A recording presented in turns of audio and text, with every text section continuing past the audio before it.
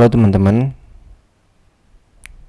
kembali lagi dengan aku Denny Gunawan.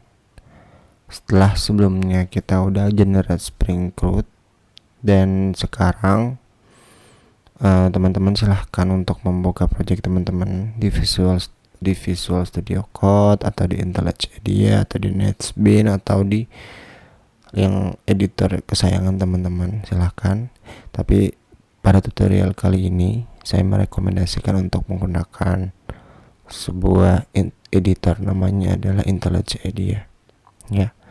Teman-teman bisa mendownload community untuk yang gratis, dan teman-teman bisa mendownload yang ultimate untuk yang bayar.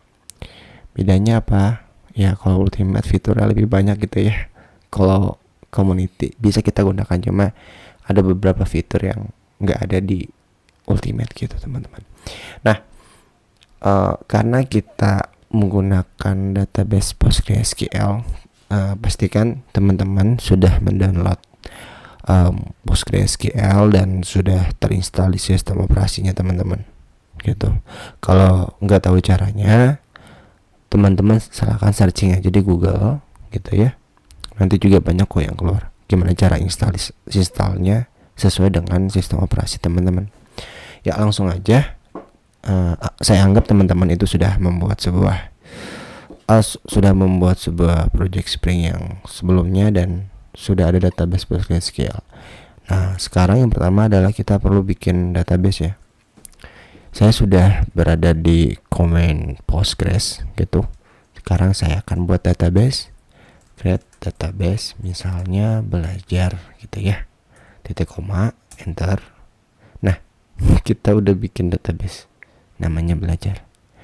Nah, terus kita perlu bikin user dan passwordnya supaya nanti user password baru ini akan kita gunakan gitu untuk read, update, delete dan lain-lain fungsi-fungsi SQL.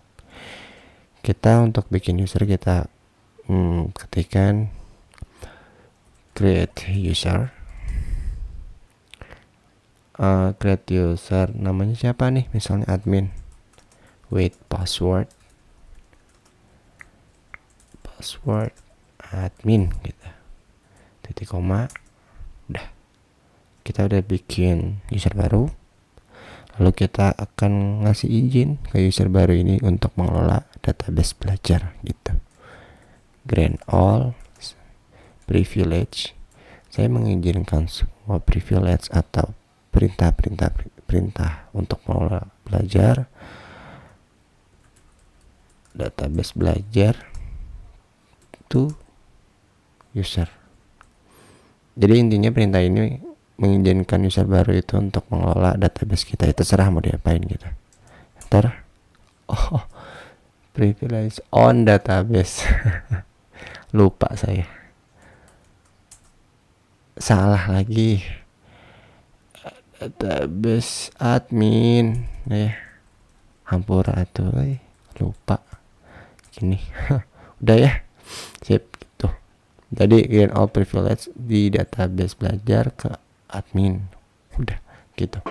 Nah, sekarang teman-teman buka project Spring-nya, lalu pilih ke resource, lalu pilih ke application properties. Nah, static ini kalau kita belajar yang bukan REST API, ini kepake untuk tempat naruh CSS, JS, atau file-file yang ngebantu lainnya lah ya, yang biasa dipakai di HTML. Template ini biasanya tempat HTML gitu teman-teman. Karena kita nggak make atau kita nggak bikin web, karena fokus kita ke REST, ini dihapus aja gitu. Udah, kita perlu ini aja. Jadi application.properties itu untuk konfigurasi gitu teman-teman. Yang pertama kita bikin nama aplikasi kita tuh apa gitu ya. Gitu ya.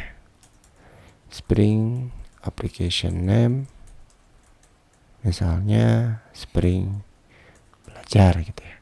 Spring Boot lah.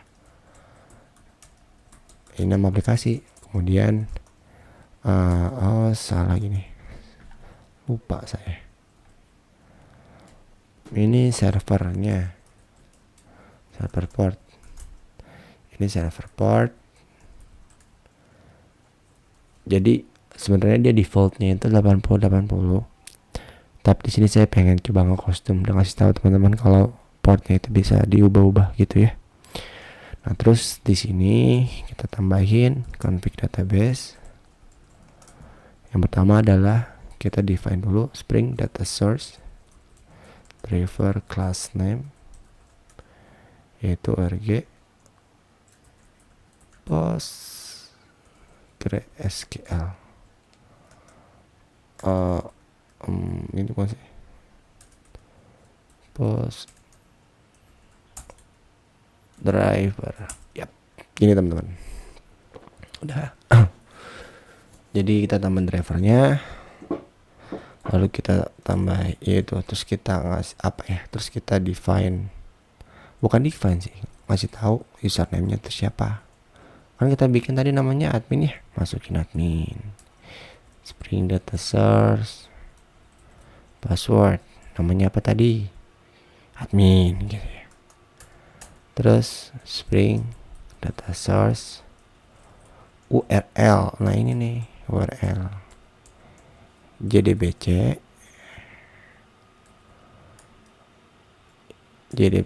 PostgreSQL database kita pakai itu apa? /localhost. Tadi berapa portnya? 1990. Nah, ini bukan, ini port dari ini port PostgreSQL-nya. Database-nya apa tadi namanya? Belajar. Udah sih gini aja ya. Terus di sini juga kita bisa ngasih Spring JPA show SQL true gitu supaya SQL kelihatan. Spring JPA Hibernate DDL auto update. Jadi ini untuk ini lihat log SQL.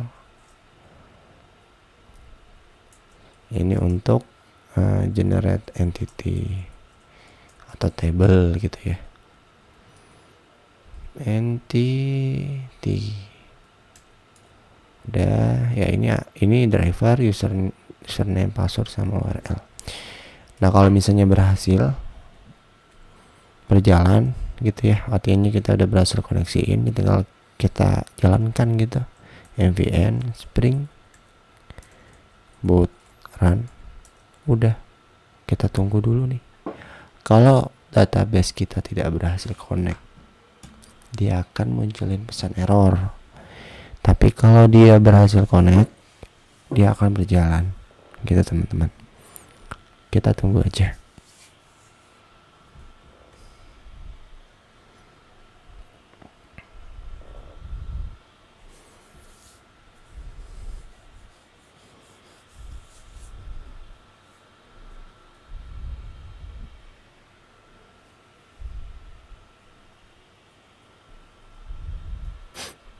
Ya, dia udah berhasil jalan dengan port 9090. Berarti konfigurasi dan pembuatan database kita itu udah bisa connect. Nah, untuk selanjutnya kita akan mulai ngoding gitu teman-teman. Oke, kurang lebihnya saya pamit. Semangat. Dah.